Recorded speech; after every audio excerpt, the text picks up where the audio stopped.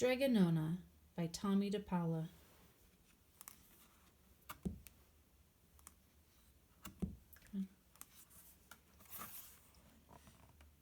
In a town in Calabria a long time ago, there lived an old lady everyone called Strega Nona, which meant Grandma Witch. Although all the people in town talked about her in whispers, they all went to see her if they had troubles. Even the priest and the sisters of the convent went, because Strega Nona did have a magic touch. She could cure headaches with oil and water and a hairpin. She made special potions for girls who wanted husbands, and she was very good at getting rid of warts. But Strega Nona was getting old, and she needed someone to help her keep her little house and garden, so she put up a sign in the town square. And Big Anthony, who didn't pay attention, went to see her.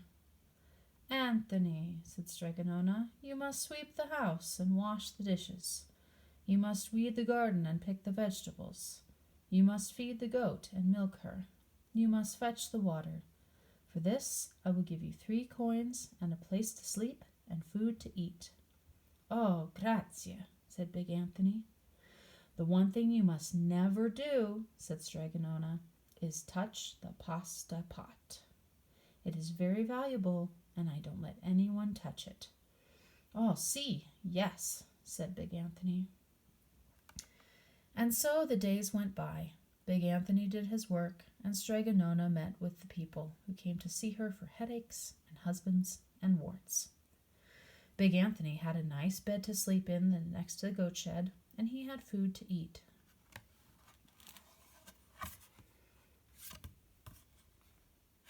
One evening, Big Anthony was milking the goat when he heard Strega Nona singing. Peeking in the window, he saw Strega Nona standing over the pasta pot. She sang, "Bubble, bubble, pasta pot, boil me some pasta, nice and hot. I'm hungry, and it's time to sup. Boil enough pasta to fill me up." And the pasta pot bubbled and boiled and was suddenly filled with steaming hot pasta. Then Strega Nona sang, "Enough, enough, my pasta pot. I have my pasta, nice and hot. So simmer down, my pot of clay, until I'm hungry another day." "How wonderful," said Big Anthony. "That's a magic pot for sure." And Strega Nona called Big Anthony in for supper. But too bad for Big Anthony, because he didn't see Strega Nona blow 3 kisses to the magic pasta pot. And this is what happened. The next day, when Big Anthony went to town to fetch the water, he told everybody about the pasta pot. And naturally, everyone laughed at him. But it sounded so silly, a pot that cooked all by itself. "You'd better go and confess to the priest, Big Anthony," they said. "Such a lie." And Big Anthony was angry that that wasn't a good thing to be. "I'll show them," he said to himself. "Someday I will get the pasta pot and make it cook, and then they'll be sorry."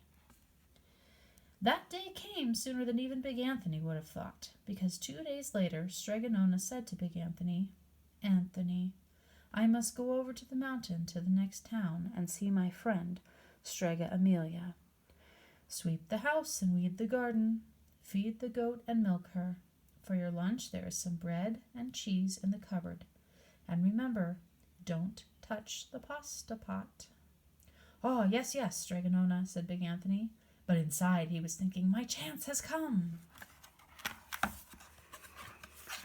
As soon as Strega Nona was out of sight, Big Anthony went inside, pulled the pasta pot off the shelf, and put it on the floor. "Now let's see if I can remember the words," said Big Anthony. And Big Anthony sang, "Bubble, bubble, pasta pot. Boil me some pasta, nice and hot. I'm hungry, and it's time to sup. Boil enough pasta to fill me up." And sure enough, the pot bubbled and boiled and began to fill up with pasta. "Aha!" said Big Anthony, and he ran to the town square, jumped on the fountain, and shouted, "Everyone get forks and plates and platters and bowls. Pasta for all at Strega Nona's house." Big Anthony has made the magic pasta pot work." And of course everyone laughed, but ran home to get forks and plates and platters and bowls, and sure enough, when they got to Strega Nona's, the pasta pot was so full it was beginning to overflow. Big Anthony was a hero. He scooped out pasta and filled the plates and platters and bowls. There was more than enough for all the townspeople, including the priest and the sisters from the convent. And some people came back for 2 and 3 helpings, but the pot was never empty. When they had all had their fill, Big Anthony sang, "Enough, enough, my pasta pot. I have my pasta nice and hot. So simmer down my pot of clay until I'm hungry another day." But alas, he did not blow the 3 kisses. He went outside to the applause of the crowd. Big Anthony took a bow. He was so busy listening to the compliments from everyone that he didn't notice the pasta pot was still bubbling and boiling until a sister from the convent said, "Oh, Big Anthony, look!" And pasta was pouring out of the pot all over the floor of Strega Nona's house and was coming out the door. Big Anthony rushed and shouted the magic words again, but the pot kept bubbling. He took the pot off the floor, but the pasta kept pouring from it. Big Anthony grabbed a cover and put it on the pot and sat on it, but the pasta raised the cover and Big Anthony as well and spilled on the floor of Strega Nona's house. "Stop!" yelled Big Anthony. But the pasta did not stop, and if someone hadn't grabbed poor Big Anthony, the pasta would have covered him up. The pasta had all but filled the little house. Out of the windows and through the doors came the pasta, and the pot kept right on bubbling. The townspeople began to worry. "Do something, Big Anthony." Big Anthony sang the song again, but without the 3 kisses it did no good. By this time the pasta was on its way down the road, and all the people were running to keep ahead of it.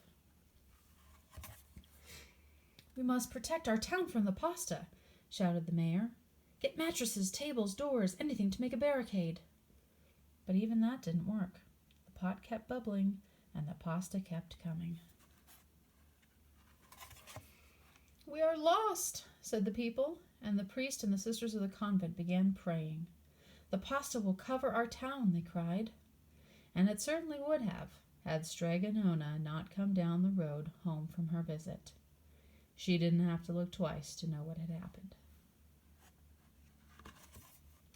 She sang the magic song and blew the 3 kisses, and with a sputter, the pot stopped boiling and the pasta came to a halt.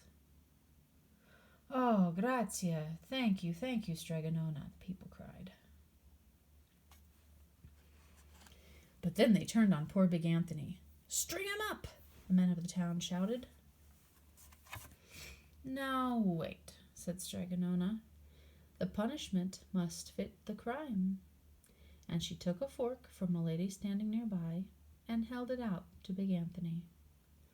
"All right, Anthony, you wanted pasta from my magic pasta pot," Strega Nona said, "and I want to sleep in my little bed tonight. So start eating." And he did. Poor Big Anthony.